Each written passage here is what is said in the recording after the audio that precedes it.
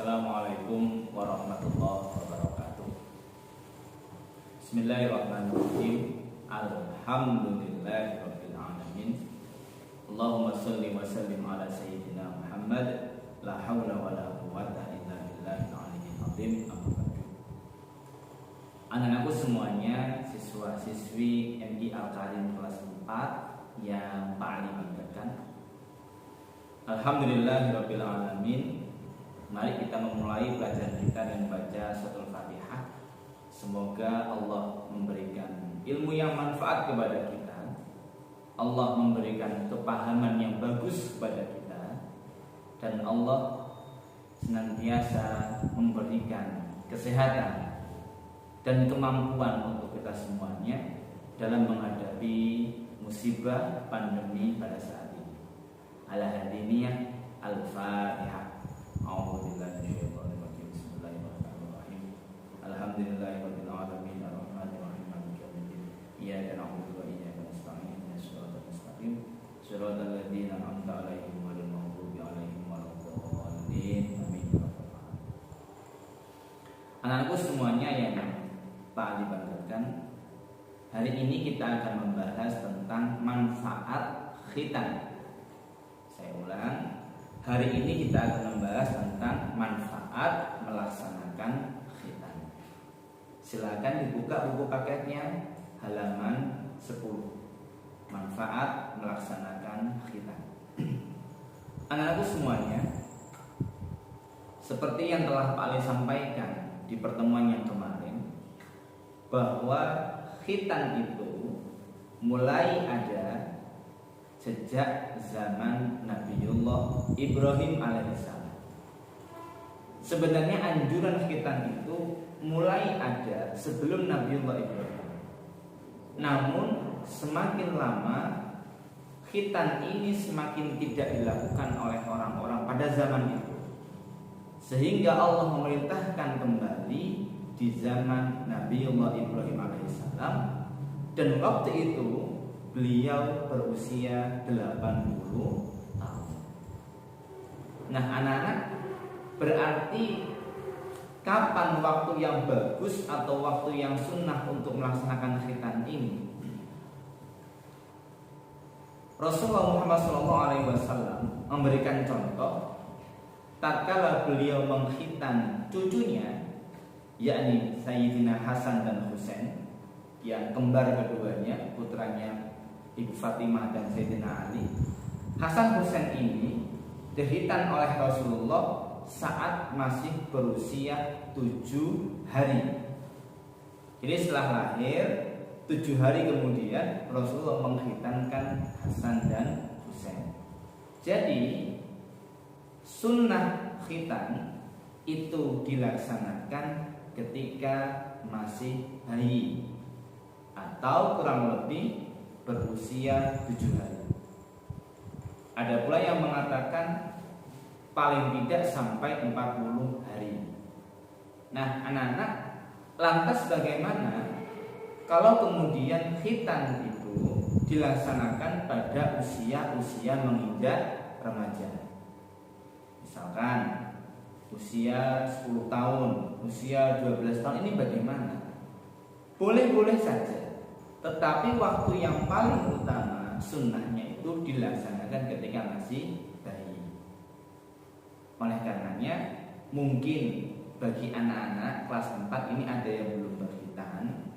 Nanti ketika kondisi ini sudah membaik, pandemi sudah membaik, silahkan nanti khitan terlebih dahulu sebelum mengarah kepada usia remaja atau dewasa. Karena apa? Khitan ini sangat dianjurkan oleh Islam maupun oleh kesehatan. Ya, Pak Ali, kalau perempuan hukum khitannya bagaimana? Nah ini, laki-laki hukum khitan adalah wajib, sedangkan bagi perempuan hukum khitannya adalah sunnah. Di pertemuan kemarin kalau sudah sampaikan, kalau perempuan cukup diusap saja. Ketika dia masih bayi baru lahir cukup diusap, itu sudah melakukan khitan. Bagi laki-laki tidak cukup, harus dipotong ujung kemaluannya bukan memotong dagingnya, bukan, tetapi yang dipotong adalah kulitnya. Saya ulang, yang dipotong adalah kulitnya. Tuh. Oke anak-anak, sekarang kita membahas tentang manfaat melaksanakan khitan. Khitan sebagai salah satu ajaran yang telah diterapkan dalam Islam, baik bagi laki-laki maupun perempuan, khitan memiliki fungsi dan manfaat yang sangat penting bagi kepentingan syiar Islam. Sebab khitan bertujuan untuk kesehatan jasmani dan rohani. Di pertemuan kemarin saya sampaikan, paling tidak ketika kita sudah berkhitan, maka kita akan terbebas dari bakteri atau kuman-kuman yang menempel di ujung kemaluan atau ujung kulit ini. Mohon maaf, ini saya ibaratkan seperti alat yang akan dipotong ketika khitan. Ini adalah kulitnya. Kulit ini menempel di ujung kemaluan laki-laki. Ini harus dipotong. Yang dipotong kulitnya. Ketika kulit ini nggak dipotong, dia masih ada sisa, maka air kencing ini akan menempel di ujung kulit kemaluannya. Karena ada sisa yang menempel di ujung kemaluan ini, maka berarti hukumnya najis, kita pun masih membawa najis. Karena ini sudah keluar dia nandon atau tertampung di ujung kulitnya. Maka ini perlu dibuang. Nah, bagi kesehatan juga sama anak-anak. Mengapa saya katakan sama? Sekarang itu banyak anak kecil, anak bayi yang sudah mempunyai sakit infeksi pahat kelamin. Itu karena apa? Disebabkan karena kurang bersihnya ujung kulit kelamin ini. Misalkan karena orang tuanya ngasih bedak, misalkan, akhirnya bedak yang menempel di ujung ini dia ikut masuk ke dalam lubang air pipisnya.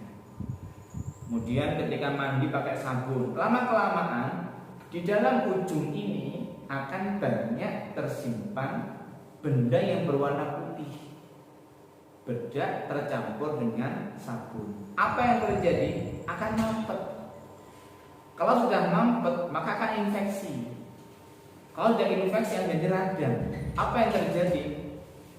Air kencingnya akan sulit untuk keluar karena terhambat oleh kotoran yang ada di ujung kulit ini tadi. Makanya ini perlu dipotong.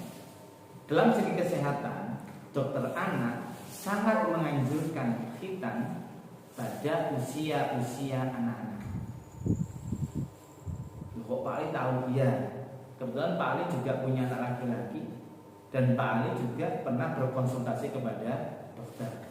Ternyata seperti itu, sangat dianjurkan ketika dia masih bayi atau usia anak-anak.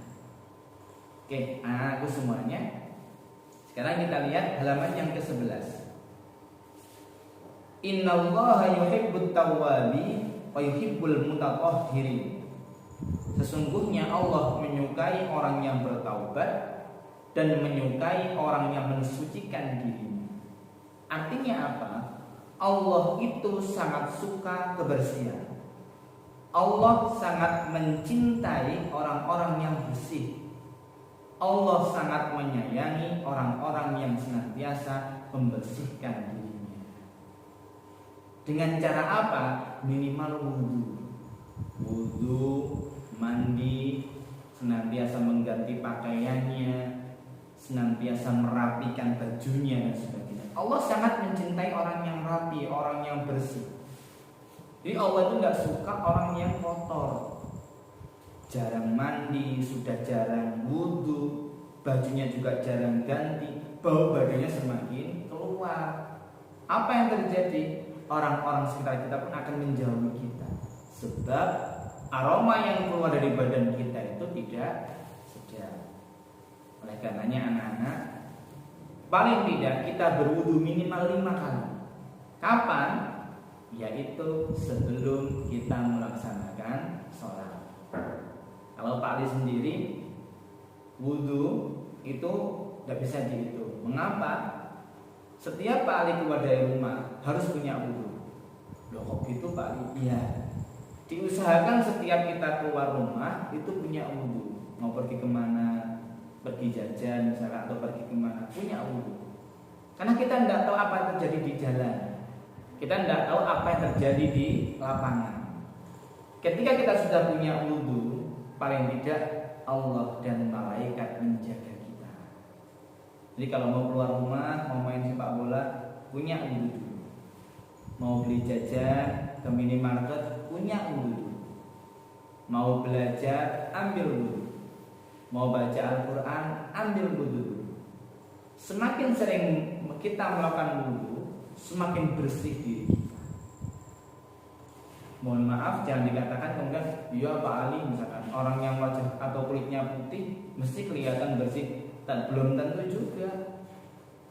Allah tidak melihat kepada pakaian yang kita kenakan. Allah tidak melihat kepada ketampanan, kecantikan yang kita punya. Allah tidak melihat kepada seberapa putih kulit kita. Yang dilihat oleh Allah adalah satu, ketakwaan kita. Yang kedua adalah kebersihan di dalam diri kita. Oke.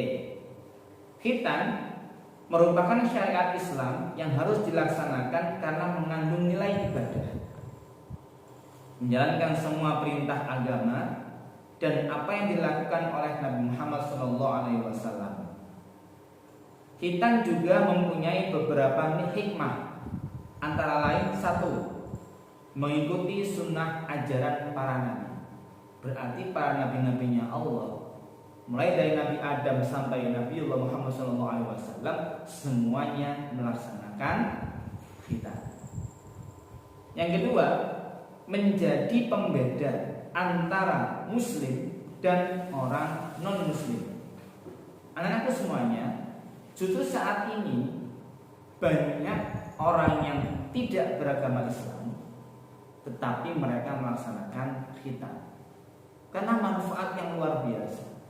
Manfaatnya yang banyak itu sehingga non-muslim pun, orang yang tidak beragama Islam pun juga melaksanakan khitan.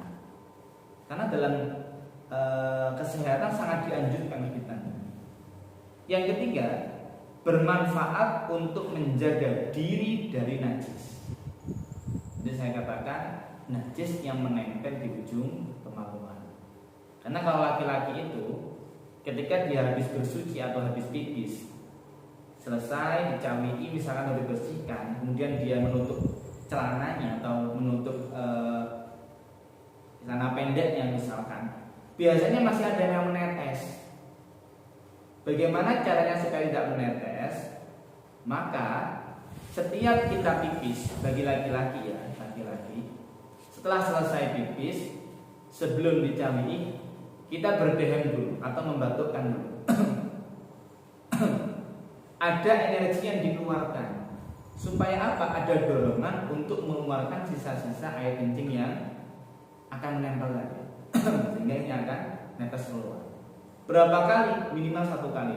Jadi dehem 1 kali atau batuk 1 kali saja. Berapa kali kok susah banget? Oke. Kalau misalnya tidak mau ribet-ribet, tidak mau batuk, bisa kemudian dibersihkan. Agak ditarik sedikit, 1 atau 2 kali. Supaya apa? Tidak menetes setelah kita melakukan camiknya. Itu anak-anak. Atau ada cara yang lain, tapi ini agak sulit biasanya. Digoyang-goyangkan sedikit, digoyang-goyang supaya tidak menetes. Tapi cara yang paling jitu yang pertama tadi, kita dehem atau batuk, ada dorongan energi yang dikeluarkan, ada hentakan. Itu sudah cukup. 1 kali sudah cukup. Oke anak-anak. Yang keempat, dapat membantu kelancaran buang air kecil. Jadi tidak ada lagi sumbatan-sumbatan yang ada di ujung kemaluan ini atau ujung kulit ini tadi, karena itu diambil. Menurut bidang kesehatan, khitan memiliki manfaat, diantaranya 1, mencegah terjadinya penyakit kelamin. Jadi sekarang itu banyak penyakit-penyakit kelamin disebabkan karena kurang bersihnya kotoran yang ada di dalam kelamin kita, baik laki-laki maupun perempuan.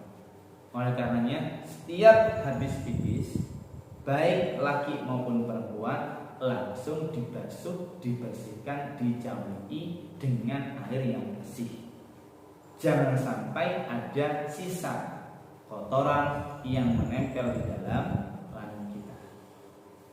Yang kedua, mengurangi resiko infeksi saluran kemih.